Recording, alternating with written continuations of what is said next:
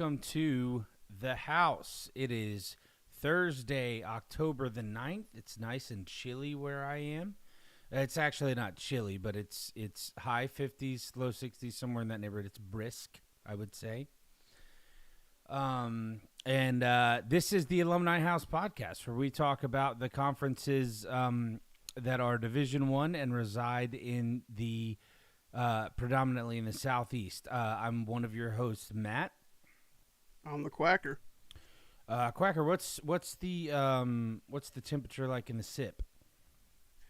You know what? It's been decent in the mornings. It was kind of warm today, but it's cooling back off.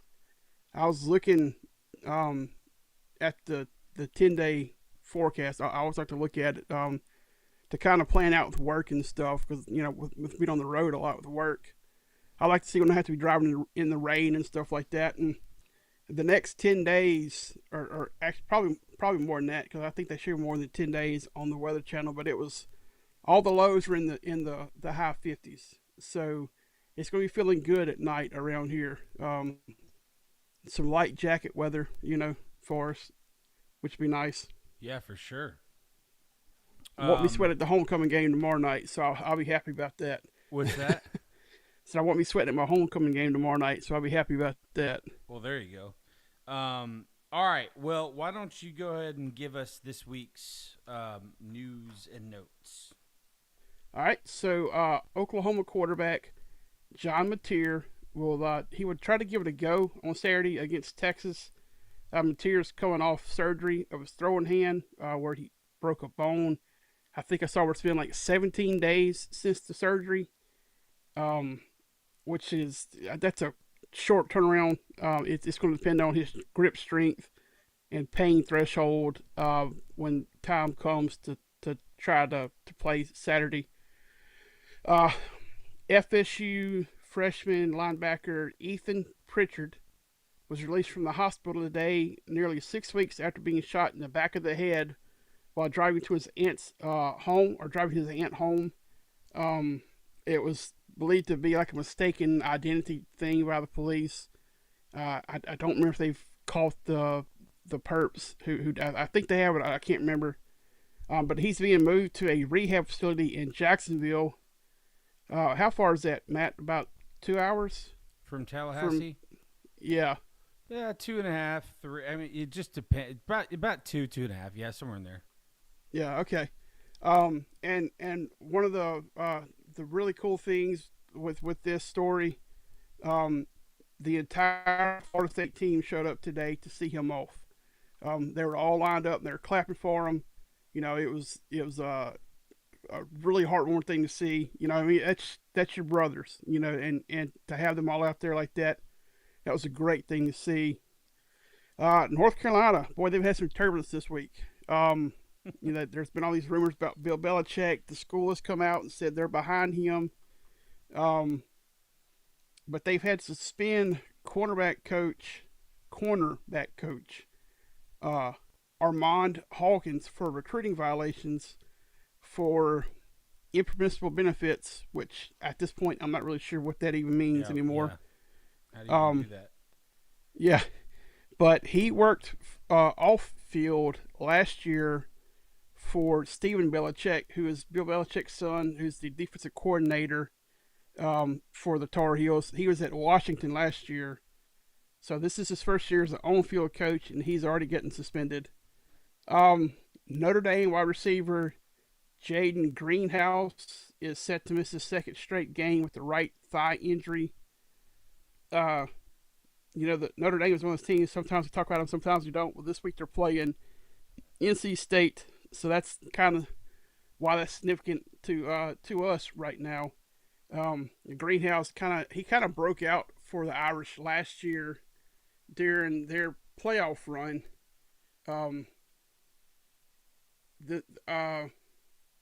So he's was having a good season. We'll see how it goes from here. And then there was let's see, there was something I'd seen. Here we go.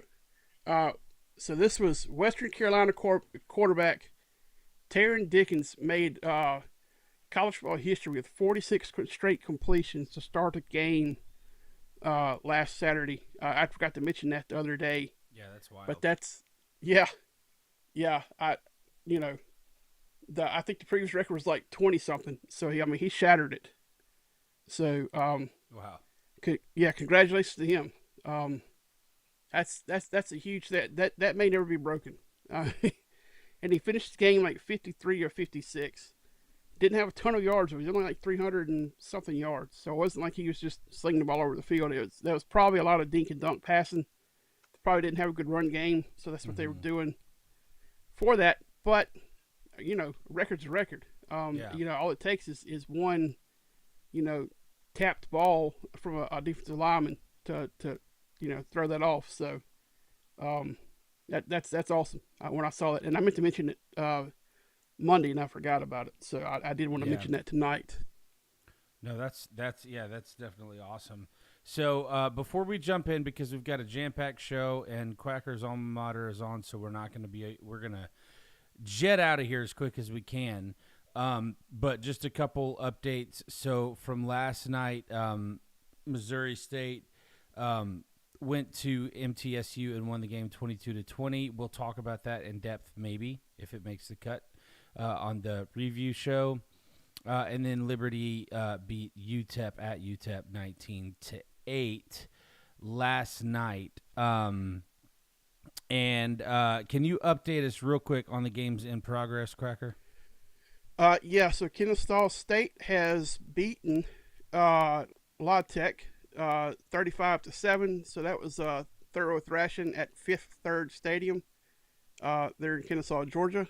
That puts Kennesaw State at 4-2.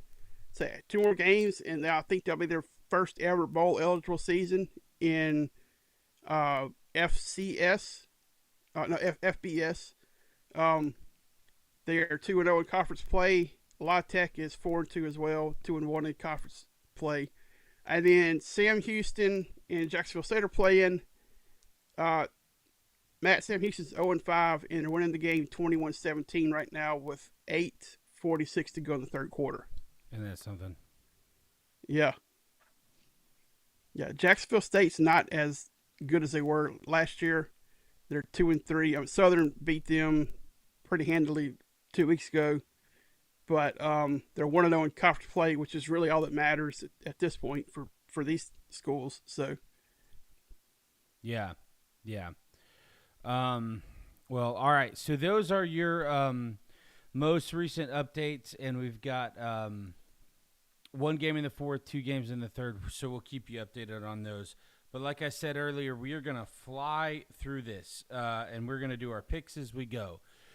So let's start in the American because Conference USA is either playing now or they were on last night. So USF at North Texas. yeah. So, USF is playing really good football this year. They've had two top 25 wins. North Texas is coming in undefeated. They're hosting. I think this is going to be one of the better games of the weekend. Just take away conference and stuff like that. I mean, this is going to be one of Mm-hmm. those that I think this is going to be a shootout. It's just going to be two offenses that move the ball well. Um, I think that this is one that kind of comes down to whose defense can make the stop. To end the game. I'm picking South Florida to win this one. Um, but it's a 1.5 point spread for North Texas, which is just a pick 'em. So give me South Florida, but it's going to be a close one. Yeah, I agree with everything you said. So I've got South Florida winning that one as well. All right, We do have go ahead. the Tulane and East Carolina playing tonight, and Tulane has retaken the lead. It is 19-16 with 10:51 to go in the fourth quarter. Yeah, for those of you who weren't paying attention, it was 12-0 Tulane at halftime, and then and then East Carolina scored 16 in the third quarter. So yeah, so currently we are sitting at 19 and 16. Um, so all right, so now on to Navy and Temple. Any drama in who you're picking in this one? Yeah. No. I don't think so. So this is a short trip for Navy. They're driving from Maryland to Philadelphia. There, it's probably only a couple hours for them to drive over. It'll be a much shorter ride back for them because they're going to come in and dominate this game. I the spread's 10.5. I think they have that covered easily. They're going to come in. Matt, we were talking last week about Navy being a ground and pound game. Well, they came out last week and threw the ball all over the field against Air Force. They had over 300 yards through the air, so they're actually more versatile than I was giving them credit for. I think they come in and control the ground in this one. I think they control the offensive line and the defensive line, and they have a easy win with this one. So give me Navy all day. Okay, all right. I'm gonna take Navy in this one as well. Excuse me. I apologize. I was driving quite literally all day yesterday and most of the early morning, so I'm very tired. ULM at Coastal Carolina. Yeah, give me just a second here. The computer is acting. No, you're good. So I'll go ahead and say, for me, I'm going to take Coastal in this one. I think Coastal, has shown us something recently. So we'll see. We'll see how it goes. And just let us know when you got that worked out. You're good, man. There we go. All right. Yeah. Got it? Okay. Yep. Old computer. It was acting kind of stupid. All right. That's okay. So, Monroe is the betting favorite in this one, which is not saying much.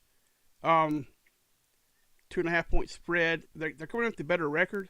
3-2 overall versus Coastal's 2-3.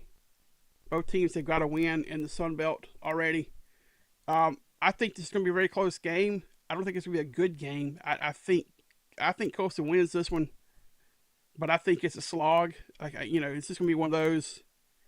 It's just, it's an ugly, nasty game. When you look at the box score, you can be like, golly, this is. I feel bad for the fans that were there. So give me Coastal, but it's just ugh. Yeah. It's funny. I agree. I agree with that wholeheartedly because I just think, I don't know. I don't have much to add to that, but I'm with you. I'm taking Coastal as well. Troy at Texas State. I have got Texas State in this one, and I don't have any analysis because I don't think there's any drama here. Yeah, this is one of those. Both these offenses can kind of move the ball. Texas State's a 7.5 point favorite. I wouldn't be surprised if Troy won, but I'm picking Texas State to win this one. I think they want to make a statement with this being their last season before they move to the Pac-12. It didn't start out too well for them. They've already lost one Sun Belt game. They don't want to have another one. So give me Texas State in a shootout. I think this is another high-scoring game. Okay. All right. So in this one, we're not going to spend much time on it. But because Quacker and I both kind of like Pitt, because. Well, I'm not sure why Quacker likes Pitt exactly. Maybe it's Dan Marino. I'm not sure. But the place I work has some ties to the city of Pittsburgh, so I find myself cheering for the Pittsburgh teams on occasion. And I mean, come on, who doesn't want the Pirates to be good? When was the last time the Pirates were good? The 90s. Yeah. The last time I remember them being any good is when Jay Bell was on their team. And that was early middle 90s, somewhere in there. So, Um, but anyway, the reason I say we're not going to talk much about it is because I think we're both picking FSU. I don't know that this is going to be real close. I think FSU's um, going to be looking to get right because they've lost their last two, and I think Pitt is the unfortunate recipient of a road smackdown. So Yeah, I mean, Florida State, they had the unfortunate, that they had the Friday night game against a Virginia team that's a lot better than a lot of people thought they were. And then last week, of course, they went up against probably the best team in the ACC, probably one of the best in the country in Miami. Um, and Florida State, because of that, they're 0-2 in the conference. They're going to have to, have to get right in this one. So I think Florida State wins this one, and I think they run all over Pitt's defense. Pitt's defense is kind of being a little shaky this season, so I think that that the offensive line for Florida State is going to open up some big holes for the run game, and they won't have to pass the ball too much in this one. So yeah, I agree. Florida State.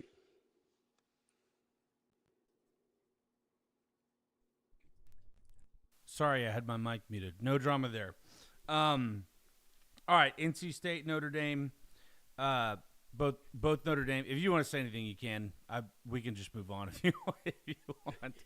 Yeah, yeah, yeah. This is going to be. I mean, NC State's got the better record. Well, yeah, but This is yeah. That was to play one more game. Than Notre Dame. I think this is a. I think it's good in the first half, and I think Notre Dame pulls away in the second half. I well, don't know if they covered the spread. The spread's 22.5, but I do think they win by 10-17. yeah. Well, it's in South Bend, which is one thing, and the best thing that NC State's got going for them is a win over Virginia, who that win is aging well. Um, Yeah. but then of course they lost to Virginia Tech, which you know is not the worst loss in the world, but they finally lost the game under their interim coach last week. So Hmm. um, yeah, I don't know that this is. It might be closer a quarter. I don't. I think this is Arkansas all over again, just because I think Notre Dame's hot. They played a really tough schedule early. Even Hmm. their gimme games are not gimme games. Like I mean, you and I both know that when Sam Pittman was there, and maybe with Petrino now in the interim role. Well, for now in the interim role, they Arkansas is competitive. Even if they're losing a lot of games, they're competitive. So and they just blew the doors off of them. So yeah. So I am with you on Notre Dame. All right. So Clemson's going to 1-4 Boston College. Clemson got right last week. They win this game by 20. By 20. Uh, Yeah. I could probably see that. Yeah, Boston. I thought that they were going to be a lot better, because they brought in Bill O'Brien last year, and they looked really good at the beginning of the season. They kind of faded toward the end of the season, but I mean this year, 1-4, 0-3 in conference play. That's definitely not a good start. It's whatever that downward trajectory had for them last year. It's continued. I really would have expected Bill O'Brien to be much better at Boston College. He did a tremendous job at Penn State under really Bad difficult circumstances. Yeah. circumstances. Yeah, but it's not translating right now for him. So yeah, give me Clemson, and yeah, they cover. It's a 13.5 point spread. They cover that easy. All right. So on to the SEC. So Red River Shootout. I've got a lot of thoughts on this one, so I want you to start first. Number 6, Oklahoma, designated road team at the Texas State Fair versus now unranked Texas. Which, by the way, How do you feel about the week 7 poll dropping a team losing a road game by single digits from the top 10 to unranked? I am all for big jumps up and down in the first 2 or 3 weeks. But in week 7 Mm-hmm. on the road in single digits, I'm not talking about the Texas looked bad. We know that. But that was a big drop. Yeah, I'm not a fan of. I have voiced my opinion on here before about the AP voters and stuff. Um, I'm not a big fan of these polls. Like the people who vote now, they don't even watch sports anymore. They're supposed to be sports writers, but a lot of them don't even watch sports anymore. And they see who won and who lost, and they see the record, and like, oh well, yeah, this team, you know, Texas lost to Florida. Florida had one win on the season, so well, Texas sucks. So we're going to drop them out of it. They look bad for a lot of that game. They lost by 8 or 9, whatever it was. I don't whatever it was, 8 points. Um, 7. Okay. Um. So anyway, it's not. I mean, that's just like them dropping LSU the week before from 4 to 13 when they lost to a very good Ole Miss team. That was probably underrated um, going into that game. So I'm not. These polls are just they're more ticking me off than anything this year. Yeah. Yeah, for sure. Um, all right. So, what are your thoughts on the Red River Shootout? A lot of this is going to depend on if John Mateer can play for Oklahoma. Um, I'm having trouble right now um, with Texas because of Arch, but I don't put it all on Arch. The offensive line is not playing well. They don't have a run game, and me and you were talking about this last night. I feel like Arch, he's playing with a lot of pressure that people aren't even thinking about. Like they don't, they see the name, they saw what he did in high school, and they just expect him to be Peyton Manning 2.0, like no struggles, just here he is, and it doesn't work that way. He's got all the pressure in the world on him. He's got no safety net. He's out here, just here it is, and I think he's handling it well, looking from the outside in, but it's going to take him some time to get comfortable with this pressure. So until he starts, I think by the end of the season you'll see a different Arch. You'll see him look more like what what people maybe thought he could be, but it's going to take time, and it's going to take an offensive line blocking for him, and until they can start doing that, it's going to be a struggle. I think Oklahoma wins this one. Um, I think it's a good game. I think the Texas defense keeps them in it for most of the game, but I wins this one in the end. Okay, so this is our first disagreement of the week. I think losing to a 1-3 team last week is exactly what Texas needed. They're coming now to an environment that's 50-50 their fans. Mm-hmm. And so the Florida Georgia game where we were at last year, they split it right down. They split the fans right down the middle of the end zone. But at the Texas State Fair, they split them down the 50-yard line. And why that matters is half the game's a home game for Arch, which means he's still got to deal with the road environment, but he's also going to get a lot of friendly confines. So, I think this is what Texas needed. I think they've just been searching, and I told you this last night on the phone. I blame more than anyone. I blame Sark, and I don't blame him like in a "you're not a good coach" way. I blame him in a you got to get this figured out kind of way, because feel like some of the issues are Arch's fault. I feel like some of the issues are the receiver's fault. You know, you and I talked about the offensive line. And we do need to be fair and say that, you know,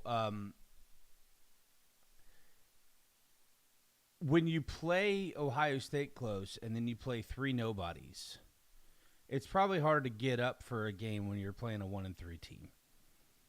And then you get there and you realize, oh, wait a second, this is still a roster with a lot of NFL talent, you know. So doesn't mean that it will translate to a lot of wins on the field, but what it does mean is there's NFL talent on the team, you know.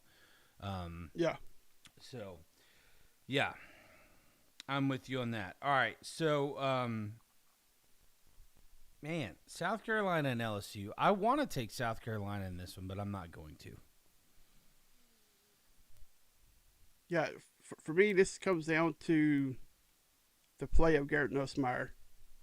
How healthy is he after this off week? You know, I feel like most of the issues he's had two major ones. One, the offensive line is not good. Them in Texas are kind of mirror images of each other. They both lost a lot on the line last year, and they're trying to replace it, and it's not going well for them right now. They've got to get the run game going, just like Texas. So LSU, you know, they've got to get the run game going to take some pressure off of Nussmeier. So you know, if the line can hold up against the South Carolina defensive front seven, I think LSU wins this one. You know, the quarterback is for Carolina. Is he still out? I don't think so, Lenoris. I don't believe so. Yeah. I think he only missed one game. I don't even think he missed a game. I think he just came out for the Vandy game, and I think he was back after that. This is one of those games with two teams now, a little slightly different circumstances because LSU still has everything in front of them, but two teams that had high expectations on the year, and while LSU has only had one loss, both teams have struggled this year. You know, in the way they performed, and so I almost feel like whoever is at home wins this game, which is kind of why I'm taking LSU to win this game. I think LSU is definitely a better team. You know, similar to the Ole Miss situation. I think LSU is definitely a better team. Had it been in South Carolina, I might have picked South Carolina, although they really have not been playing well. So I don't know. All right, so number 8 Bama going to number 14 Missouri. You know, this is a game I really wanted to pick Missouri. I really wanted to. I'm not going to, and I feel like I'm going to kick myself for it in the end. But I wanted to. Mm-hmm. Yeah. You know, one of the cool things with this game is this Ahmad Hardy, the running back from Missouri. You know, last year he was at Monroe. He transferred to Missouri, but he's from the county I work in. Like he played high school football in Mississippi, and now he's tearing up the SEC for Missouri. This Missouri team, Drink has got a good program he's building there. They're competitive. They are always a tough out. It doesn't matter who they're playing. Mm-hmm. I think this is going to be a fun game to watch. 11 o'clock kickoff. It's good one to start with. So I'm picking Alabama to win this one, but I think it's going to be a close one. I don't think they pulled away in this game. So this will be one to tune into. And I was kind of like you. I was kind of thinking, how can I pick Missouri? But I just couldn't quite get there. Yeah, because I feel like this Alabama team is just getting better and better every week. Yeah. So you and I talked about this next game quite a bit on the phone last night. Texas A&M is hosting Florida. Texas A&M is number 5 in the country. I think Texas A&M is one of the top 3 or 4 best teams in the country. Mm-hmm.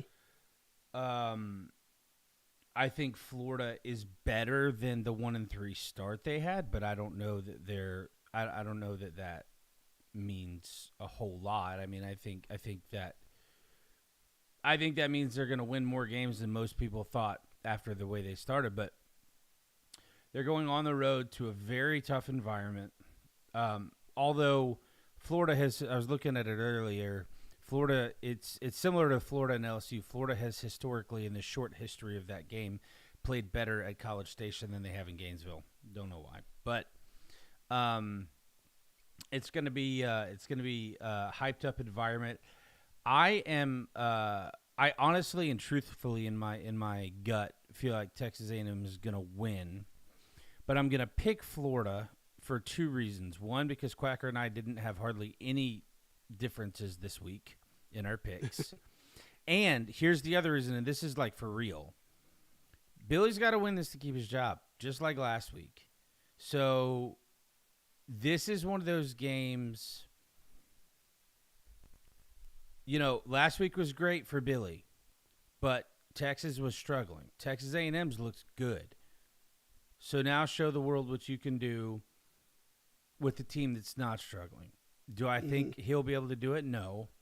But I think he knows he has to. And so for that reason, everybody wants to call him Sunbelt Billy. I like to call him back against the wall Billy because that's when he wins games. And it's the only time he wins games. So with about as little confidence as you could possibly have, I'm picking the Gators to win this one. You know, I think this would be a somewhat similar game to the A&M Mississippi State game last week, where it's close for the first half, but like that Texas A&M offense, it's gonna come out and kind of establish itself in the second half and pull away. You know, I don't think this is the game that gets him fired. He you know, Billy beat, in his boys. You know, they beat Texas last week. Albeit a struggling Texas, but they were a top 10 team. If you lose to a top 5 team the next week at their place, I think it's hard to fire them. You know, even though they'll be 2-4 and 1-2 in conference. I know he's hanging on by a thread, but I think if he's going to get fired, it'll be the following week if they lose to Mississippi State that they play. Mm-hmm. If they lose a state, I think at that point, Well, I think he's got to win them both. I think I told you, I guess I feel like there's a chance that he could. I feel like there's a chance he could keep the job if they lose a close one, but that's about it. Mm-hmm. Yeah. Do you have something else? No. Okay. So, the South's oldest rivalry. Number 10, Georgia headed to the Plains. Georgia should win this game. I'm picking Auburn because just like Billy Napier, Hugh Freeze has got to win this game. And Auburn's offense has looked very pedestrian the last couple of weeks. And, again, this is one of those I'm not picking because I have confidence. But I do feel like this one sets up in such a way that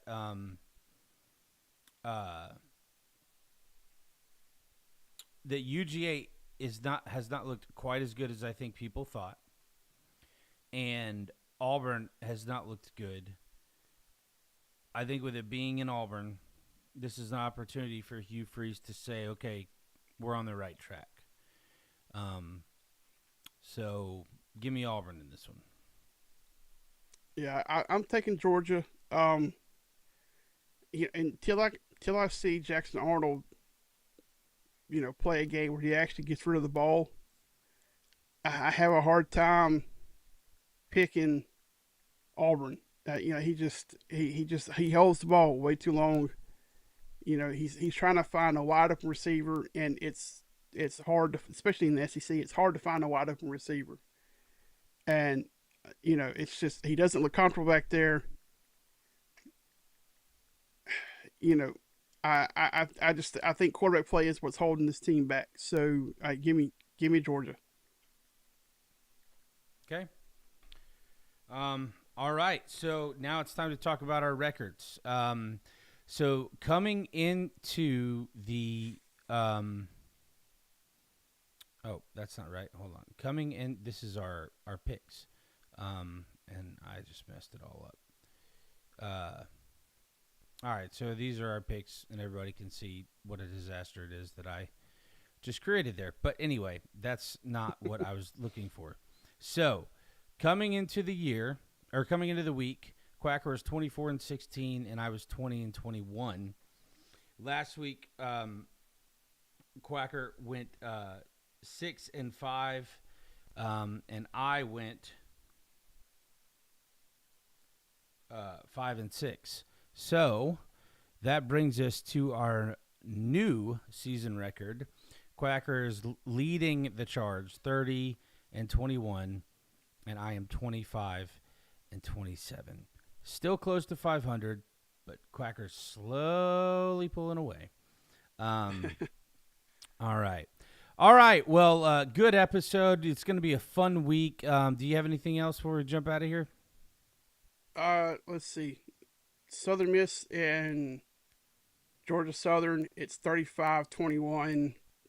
Southern Miss with under a minute to go in the third quarter. Let's see. Oop, wrong one. Let's see, the East Carolina Tulane game. Tulane just took the lead, 26-19 with 35 seconds to go. And Sam Houston, Jacksonville State. Jacksonville State is ahead, 26-21. I don't think the time's right in that one. It says 10:34 to go in the fourth quarter. And I think that was all that we had going on right now. So, a few games we're keeping eye on right now. But, it's here, Matt. It's football every night until the end of football season. Yep, sure is.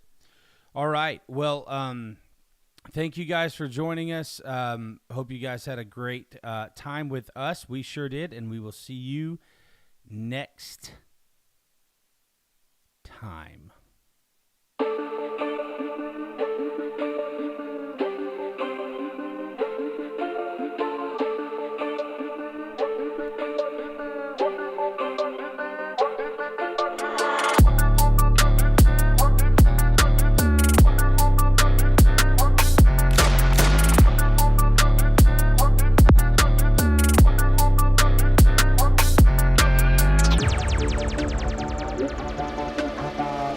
Thank you.